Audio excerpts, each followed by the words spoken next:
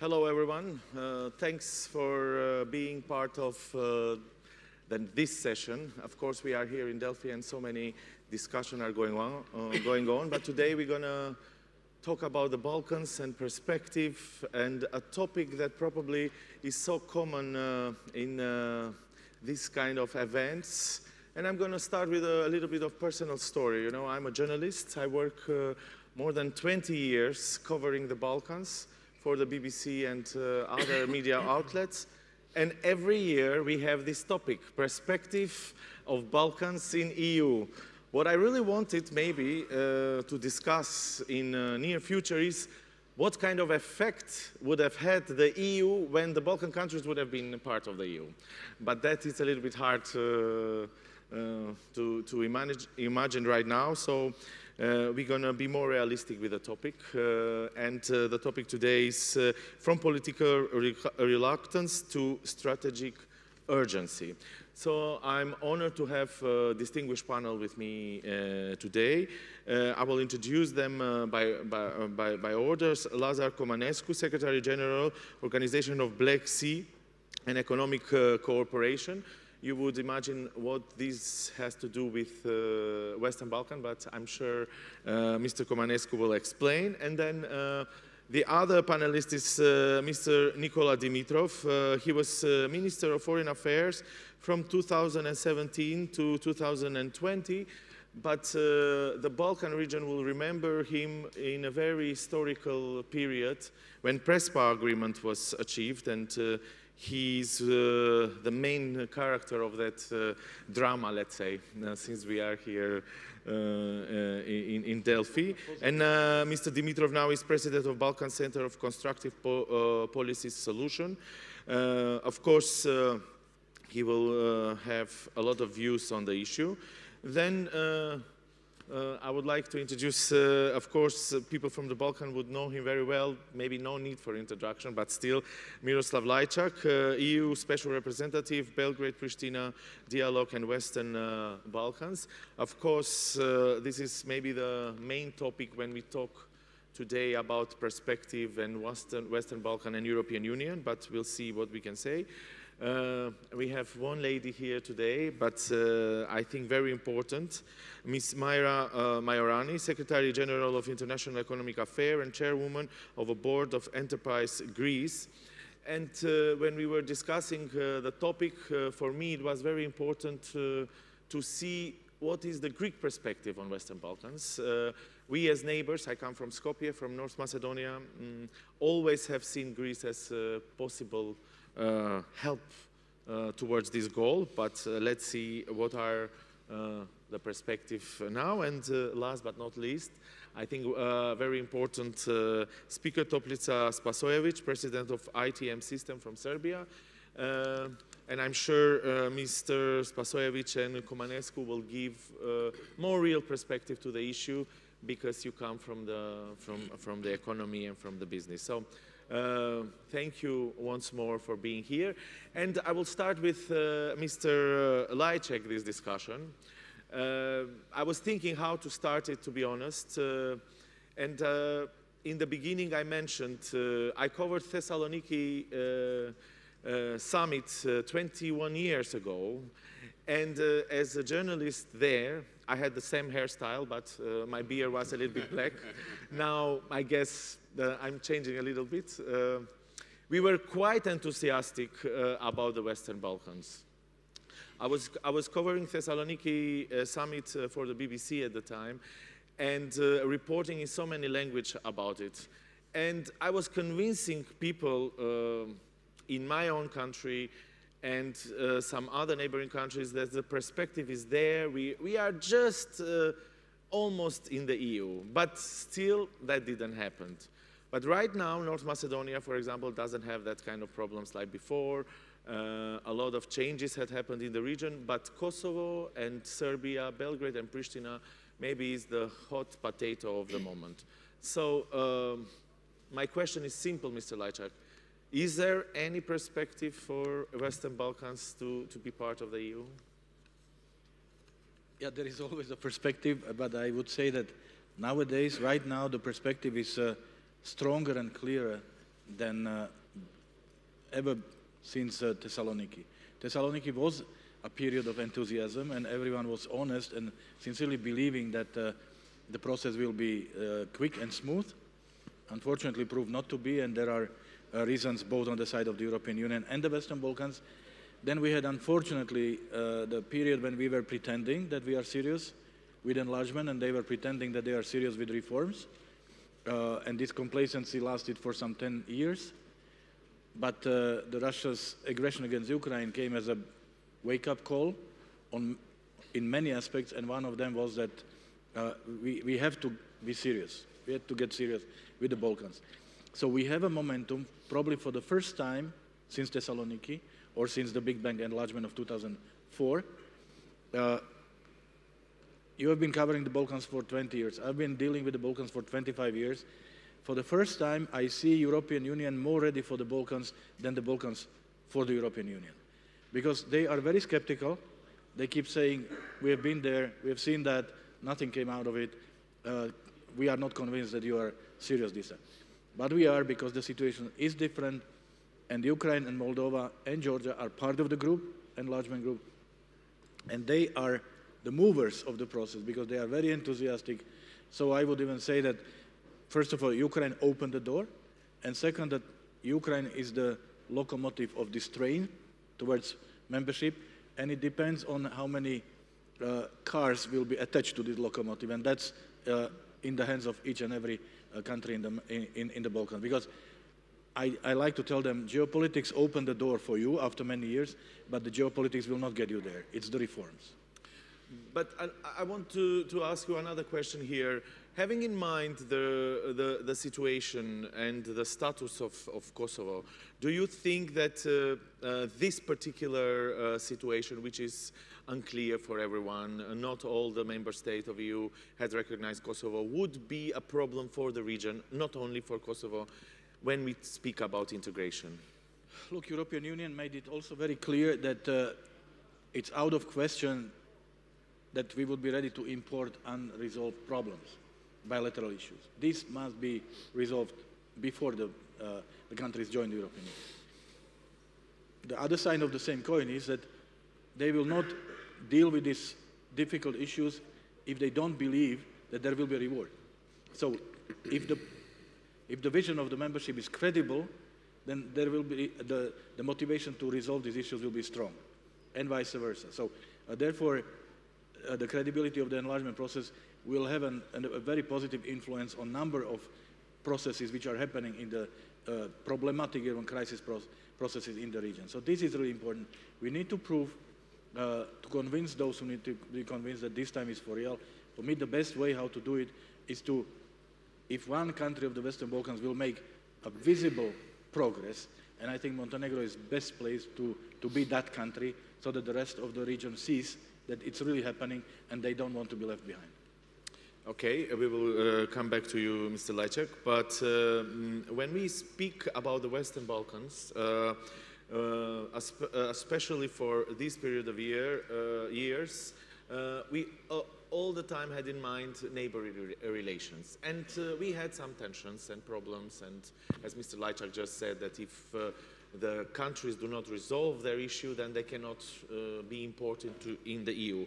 But now we have a different situation, especially when we have Greece in mind and North Macedonia, and other countries do not have that kind of tension that probably before.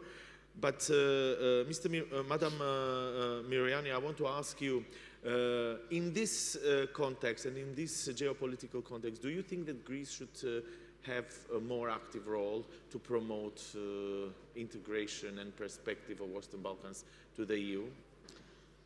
Greece from 2003, as you said, as you know, from the Thessaloniki summit, was always in the forefront of the Western Balkans accession, and we have tried and we're always promoting the accession. We believe that the whole neighborhood should be a part of the European family, but European family means a lot of things. It means economic ties, means political ties, and also means institutional reforms. So, as our Minister Papadopoulos said yesterday, we will be always here in the neighborhood, and we will try to promote and to speed up things, but on the same time, the candidate countries should do their work, and this is something that we need to do together in a way. I mean, the European Union needs to understand the difficulties of the countries, and I think that we are there in a way. We understand the momentum, the political momentum, and the whole geopolitical situation is changing day by day, so we understand that today it's much more important for everybody to be part of the same family. And the geographical we are, and we have the historical and the cultural ties anyway, so we need to acknowledge this. But I think that it's important to go forward with the reforms, and I think that the European Union is ready to welcome and to do whatever is needed to be done. So. Part of the panel is, as I said, former Minister of Foreign Affairs, also my friend, Nikola Dimitrov. You never mentioned the country of which was... Yes, actually he was part of the very historical process. Even though we talk often about the issue, but I have still to ask you in this auditorium, Nikola, in Skopje, in North Macedonia, there were very high hopes in terms of integration. And when the name issue was resolved, we thought that this is it. And then the skepticism came. So when we hear the active politicians from EU that for the first time European Union is more ready than the Balkan countries are ready, do you think that this message is understood in our countries, in my country, in your country? Yeah. From talking about perspectives, and there is a saying, perspective is everything. In North Macedonia, we were stuck, we lost generations over a big problem. And I think rightly so, we expected that once we solve this big problem, investing political capital, thinking about the next generation, that we will start the journey, the accession talks. We've been a candidate country since 2005. We signed the Association and Stabilization Agreement just before Croatia. Croatia is a member state since 2013, and we are still talking about the start of the accession process. So in 2018-19, I think there was a strategic mistake not to support, to recognize this progress. It's like climbing a big mountain. We are here in Delphi, and we've managed. And we expected finally the real work will start. And then there was a blow. I'm not a fan of EU bashing. I think it's an easy sport to do, but it's not very productive. It doesn't bring you anywhere. So I think we have to recuperate and have another go at the goal. I don't think there is an alternative to European integration. I think we live in uncertain times, both on our continent, in our region, and globally. And as Europeans, I think it will be smart to consolidate, to close the gaps, and to complete this great project we have with the countries of the region. And also the new candidates, Ukraine, Moldova, and at some point Georgia. So if we cannot do this, the European voice in the world will get weaker and weaker. So there is a major stake here, both for the candidate countries and for the member states. I think there is work to do on both sides. We need to be ready, and we need to make a very serious, substantial case that we are actually moving in the right direction. When it comes to fighting corruption, the independence of the judiciary, the freedom of the media, the strength of our institutions, we need to do this. At the same time, there is also some work to be done on the EU side. In the last 2 or 3 communications on enlargement from Grenada and the December European Council, there is also talk that for the Union to enlarge, internal reforms are required. And there is a conundrum here. So I think we need a straightforward offer, a signal that EU is serious this time. Because while skepticism is on the rise, this is not completely unjustified, given the perspective of these last 21 years since Thessaloniki. So the EU should do its part, we need to do our part, and I think the countries that are part of the region who are already in, such as our friends in Athens, in Greece, will do great for themselves and the continent if they become our champion. It's very easy to distract, it's difficult to construct. There will be challenges ahead, but I think those that will benefit the most of the European future of the Western Balkans are our neighbors. And together, our voice will be more meaningful and more impactful within the EU as well. If the Nordics can do it, if the Baltics can do it, we can also do it. Nikola, when we speak about these aspects, of course, these words that you just said are heard very often, because I don't think that people or also the mainstream politicians do not understand this.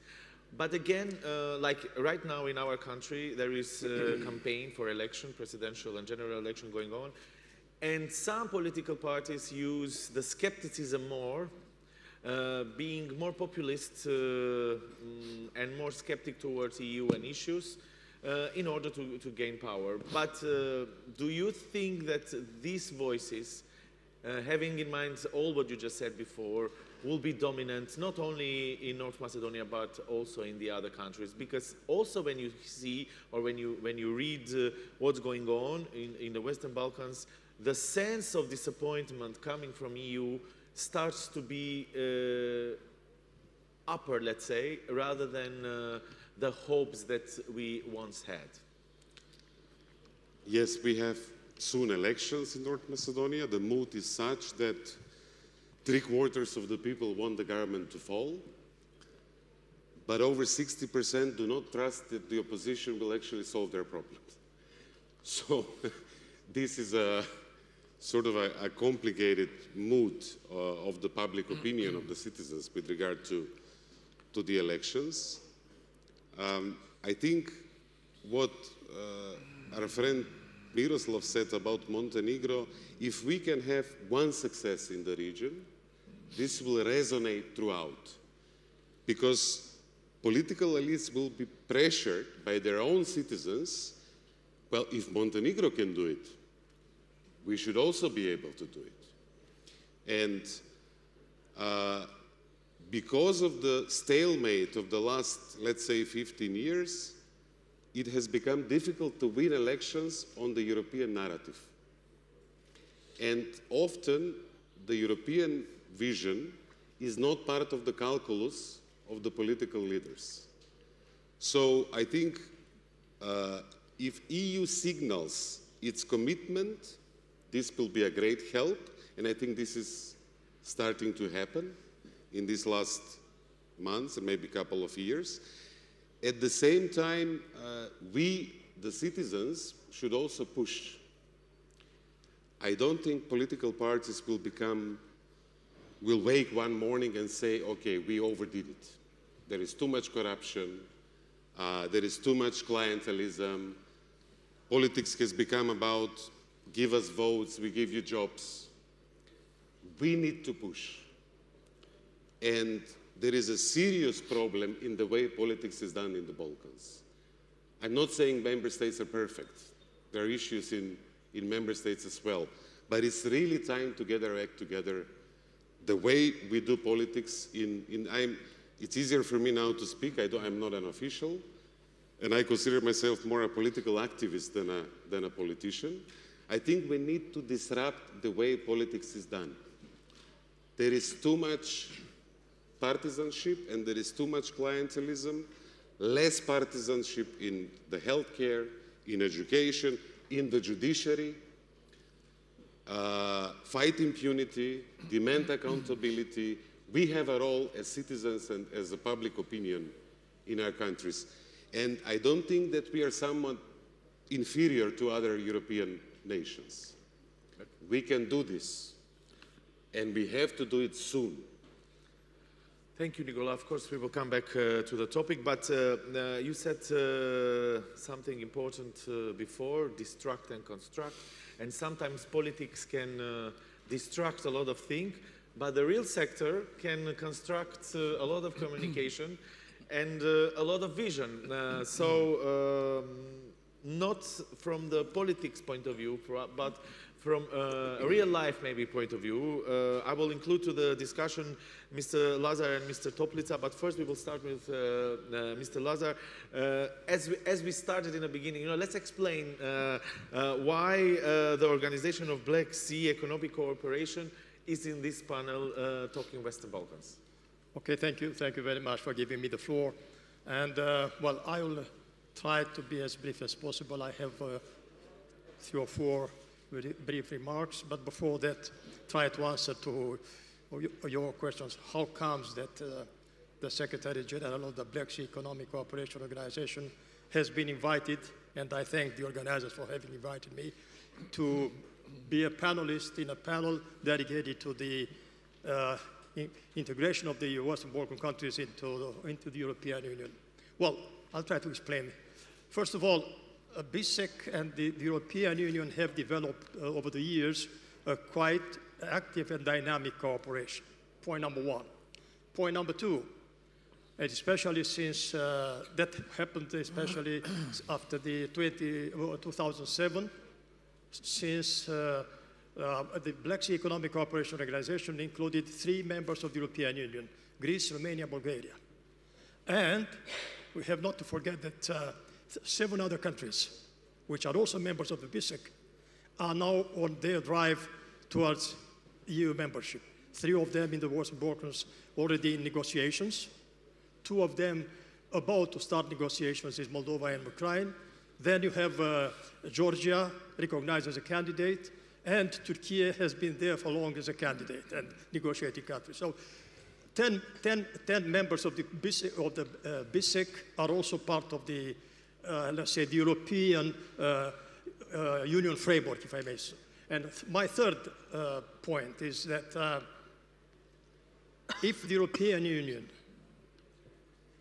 and I personally am really convinced that that should be the case, has to play its role as a global actor, the Black Sea area has to be given particular attention in terms of its importance as a hub for, let's say, outreaching by the European Union in other parts of the world. And fourth explanation, if you allow me, and don't take me as lacking modesty, I happen to be the first Romanian permanent representative to the European Union, and then all throughout my life I was following the process. And, as the French would say, on n'oublie jamais le premier amour. Now, coming to the topic of, you may be surprised if I start with a comment which I heard 1 or 2 days ago in this forum, coming from an army general, or American one, and also a NATO general, who was speaking about strategic clarity. And this is something which is key for the European Union as well. And I am glad to see that after a strategic momentum of particular importance 21 years ago, the Thessaloniki strategy, now the strategic thinking is coming back to the European Union. And that's an important point. And I hope that, and also associated with the new dynamism, which I see is shown from Brussels about the enlargement towards the Western Balkans, I hope that this dynamism would, I would say, translate into concrete steps and, I would say, as rapid as possible. It's the integration of the Western Balkan countries is not a matter just of necessity, in my opinion. It has become a matter of urgency. And concretely, in my opinion, to help moving faster in this respect, I think that there are 2 or 3 things that could be perhaps taken into account. First of all, when it comes to the negotiation process, and I mean, this is, okay, it's bilateral, EU on one side and the respective candidate countries on the other side. But it always has to be looked at as a win-win process, which in my opinion could translate in a, let's say, more substantive cooperation from the EU side in the dialogue with the candidates, of course, without any concession in terms of conditionalities. But I feel that, and I'm glad to see that with the new programs and initiatives, the growth facility, and so things are moving in that direction. Second point, which I think would deserve to be looked at. Well, in accordance with the basic principle of the negotiations, nothing is agreed until everything is agreed. That brings me to sympathize with the idea that, perhaps accepting that each chapter of negotiation be concluded without necessarily having the unanimity. Since at the end of the process, then you come to the unanimity. And third point, I think that, if I well understood, now there is a link between progress in specific sectorial chapters and progress in the chapters 23, 24. In my opinion, that also should be looked or considered in a more flexible way. Since at the end of the day, I remember in the case of Romania, the last 2 chapters which was concluded were exactly the home affairs and justice. So I would be a little bit more flexible in terms of linking, or I would rather say delinking chapters, one chapter of the other. Let's look into what is being done in the specific sector. Fourth point, which I will conclude with this. I do consider that there is possibility, there are, and I'm coming back to the Black Sea economic cooperation. There are several sub-regional, regional formats and schemes of cooperation there. And I think that from the EU side, something more could be done in order to, how to explore venues where through these sub-regional schemes of cooperation could help in substantiating and making progress in the integration into the European Union. Just one example. We have the Black Sea Economic Cooperation Organization. We have the RCC. We have the Central European Initiatives. All the Adriatic Ionic Initiative. All these 4 formats of cooperation put as their priority connectivity. But in a way, each one of them is acting parallel. So I think that the European Union could help in bringing these efforts so as that to come to a kind of mutually reinforcing exercise. Thank you very much. Thank you. Thank you. Of course, we will come back and speak from real terms again, because as we said, politics is one, but a sector and concrete sectors are sometimes more important, because they find ways even when strict rules or regulation are not there. Mr. Toplica, in this last, but of course important in this context is how do you see the communicativity or connections or cooperation has developed through years, having in mind all the political processes, but also all this limbo, talking about EU and perspective once in high speed, sometimes, taking it back a little bit, and how it reflects to real sector. Thank you for the opportunity to talk about this. Actually, business people in our region, they are already in EU. Thanks to SSP, we are doing normally our businesses. And EU can mostly rely on business people because we are already there. And we don't see too many problems in communication, in business communication with EU. But on the other hand, ordinary people, they are suffering. Serbia has great leap forward since the signing SSP in 2007. In 2009, we got visa liberalization, and then it was almost 70% people are supporting EU integration at that time. Since then, we opened out 22 chapters out of 35, and it's going in good direction. But after this, we know all in 2017, EU fatigue stopped all these processes, and it also, people can feel this and to be, in a way, didn't like this, and the support for EU is dropping dramatically. These days, according to the latest statistics, 44% only are for EU, 30% are against, which is very bad. And I think with some goodwill from EU side, because I think that we have to close this chapter, EU and the Western Balkans, we have to be integrated in order to open the perspective for citizens, but also for EU companies. They don't have too many problems working in Serbia, but it will be much easier when we are fully integrated. I'm talking about Serbia just now. You can imagine what's the difference we are making between different countries like Croatia, who are already in EU. In the next 3 years, they will get from EU 19 billions. Serbia will get only 2 billions. And how can we get in line and to be competitive and to be on the same level of development if we have that big gap? And 30,000 people officially, but unofficially 40 to 50,000 young Serbians are going out, mainly to EU.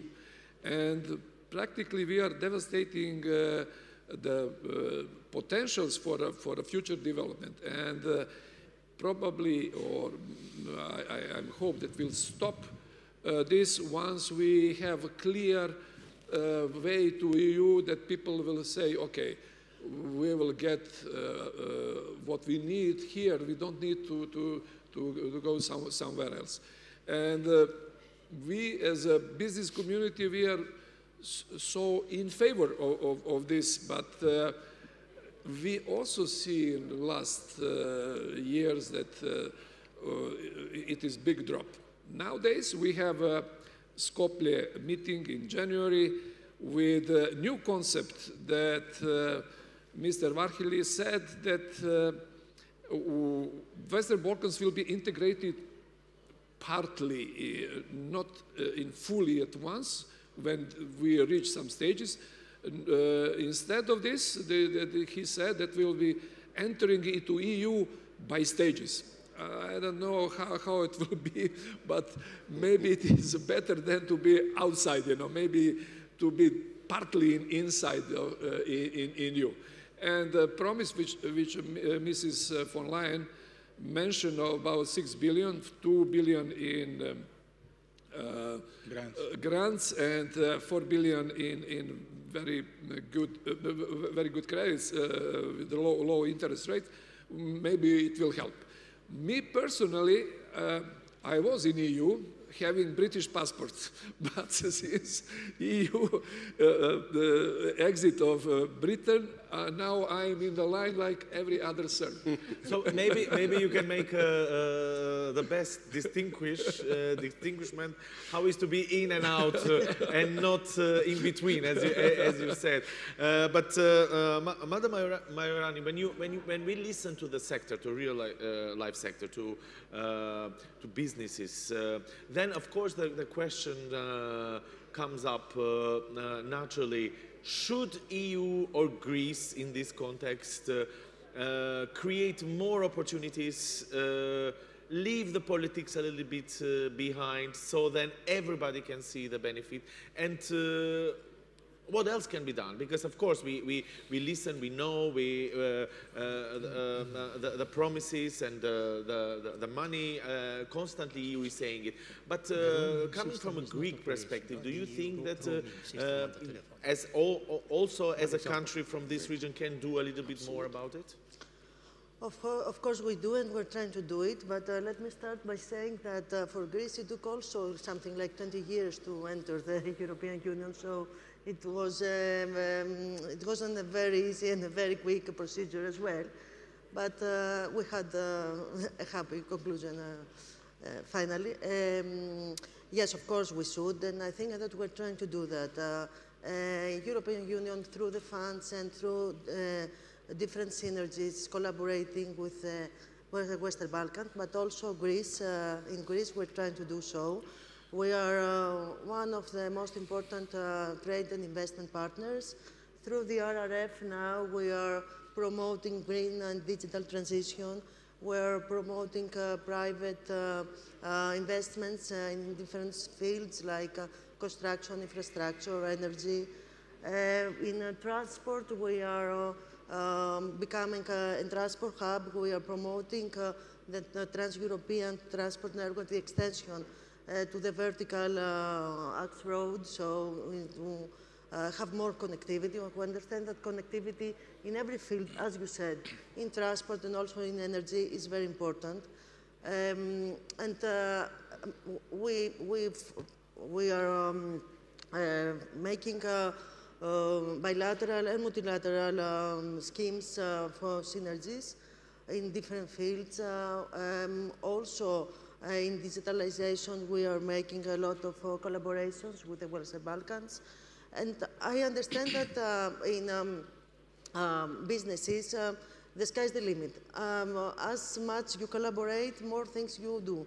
And also this creates more common values, or common way of thinking. So through business is always a positive agenda. So through business, you make the reforms that are necessary to be done. We make the rule of law, that's something very important for the European way of life and the European values, more visible for the reforms that need to be done. Yes, so I think that we need to do more. We're trying to do more, but we should always try together. And I think that our friends from the Western Balkans, with North Macedonia, were having the interconnector, the gas interconnector in 2025, as we're having with Bulgaria, the SGB, and the ISB also is we need to focus in synergies in different fields. And because we had the energy crisis, and we understood that we need to work all together in order to tackle this very important issue. And we have energy diversification and different sources.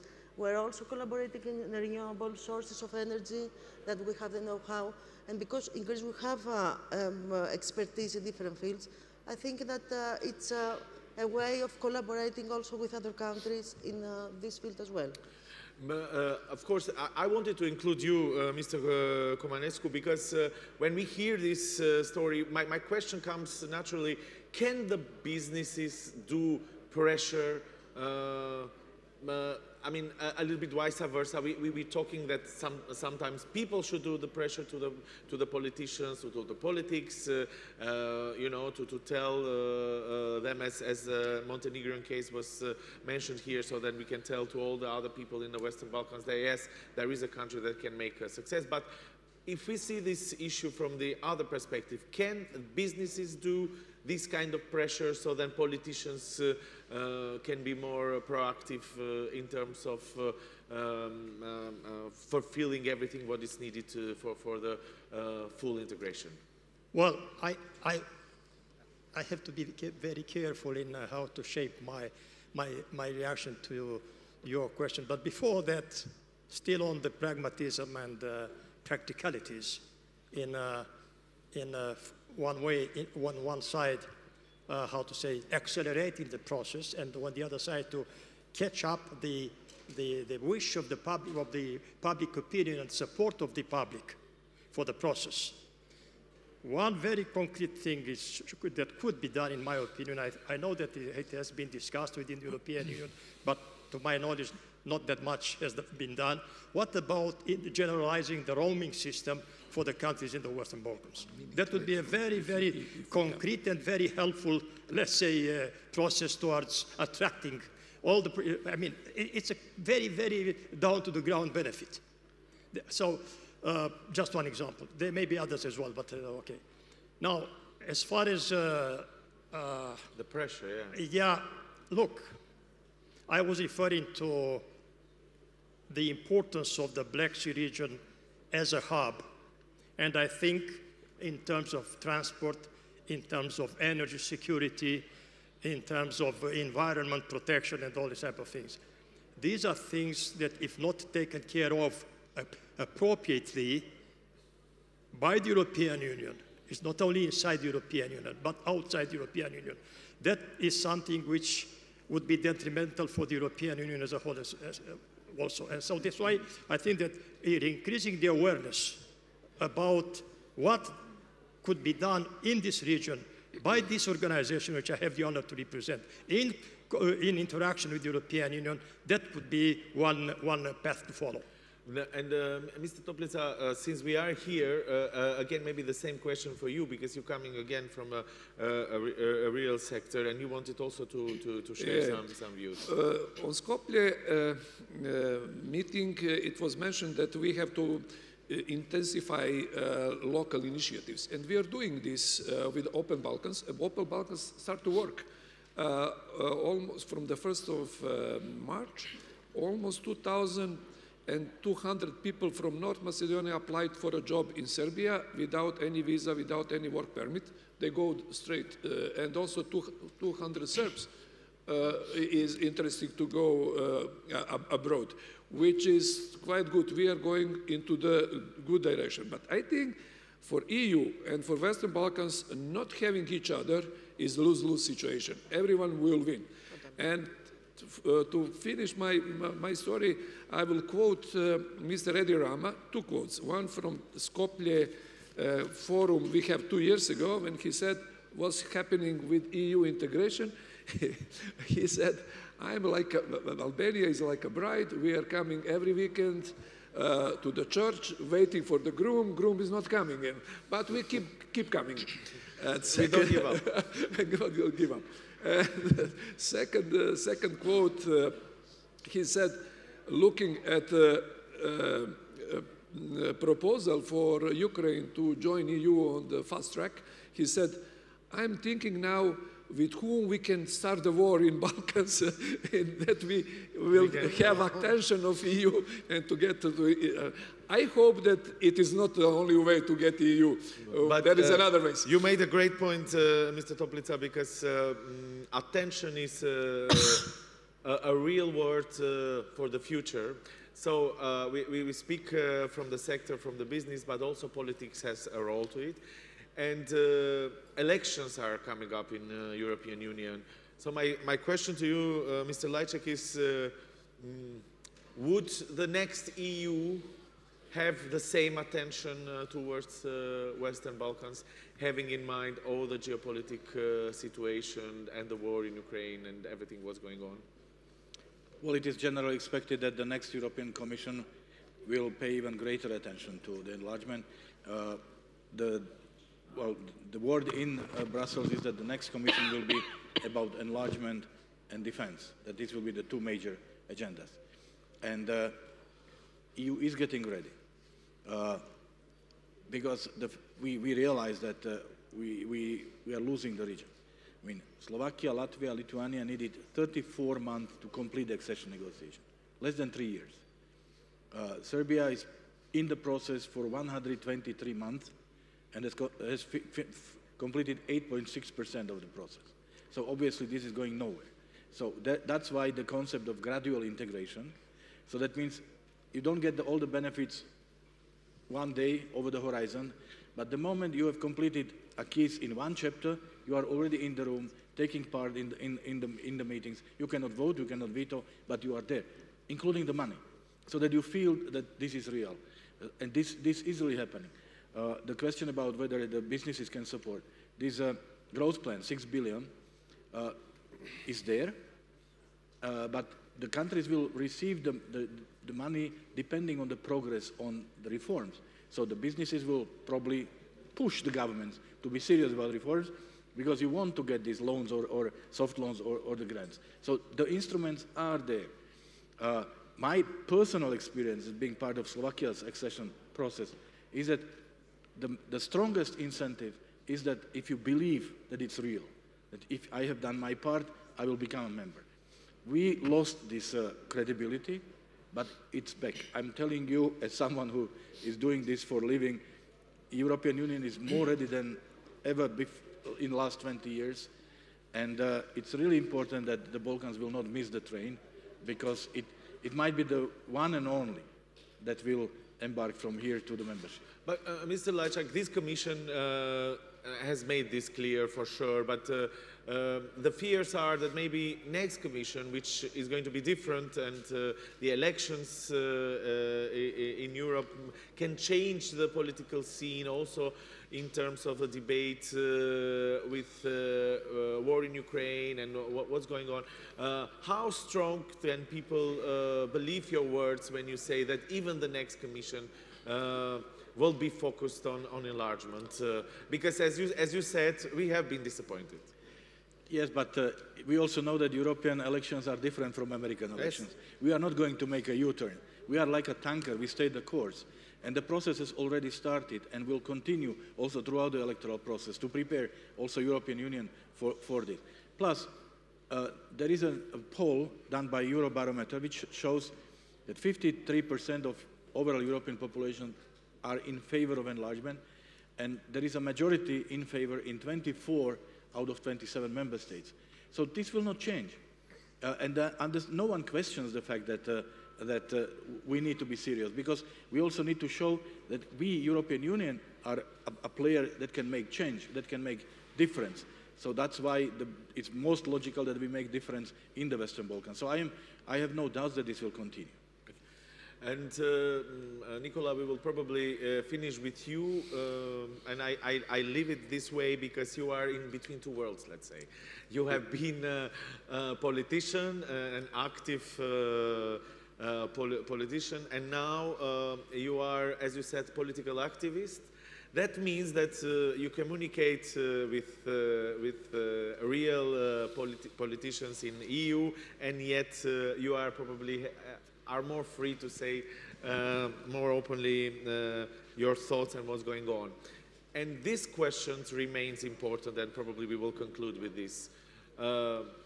If we hear constantly, and as Mr. Lajčák put it, geopolitics opened the door, but most probably it will not get us there. And yet the determination that comes from EU we didn't see in the last year. Do you think that the people of Western Balkan would believe this and would start to work towards integration for real this time? We are in the leto hall, so I think in the Greek etymology of the word, sometimes it also means forgotten or hidden, the mother of Apollon, the god. So I don't think our region is forgotten. And if we will have European elections in June, there will be a new commission. I will sort of amplify what Natalie Toci said yesterday. If in comparison to Juncker's commission, we have a president of the commission who will come to the European Parliament and say, we will work on enlargement and we will work so that we see an enlarged EU in this term. This will be a strong signal. If we see funds allocated in the next financial cycle of the Union for new member states, and this is soon, then we know the European Union is serious about this. If there are some fixes of the way the decision-making is done, some countries are pursuing qualified majority voting, not for the final stage, but for the interim, for the opening benchmarks. If we see this debate growing, then we know this is happening. And the tragedy will be if Europe is there and we are not there. We cannot afford that. We will miss our meeting with history if we are not ready. So while this is all happening, I think we will be wise to prepare, to solve our issues, to invest political capital in solutions, and start doing politics in a different way, so that we are more like the countries we aspire to become. If we do that, this will happen. It's going to be a great news for the next generation, for our continent. It will encourage others as well. So our region is not forgotten, and we will make it happen. So we will have to close our panel, but when we were preparing this debate today, we were speaking here, but also a lot of panelists also mentioned that a lot of people, especially young people, leave and try to leave our countries. So we hope, or I hope, at least we hope, that EU will not forget the countries, because people will become member of the European Union, but perhaps not the countries, and we don't want that. So, but thank you very much. Thank you to our panelists for this fruitful discussion. Thank you.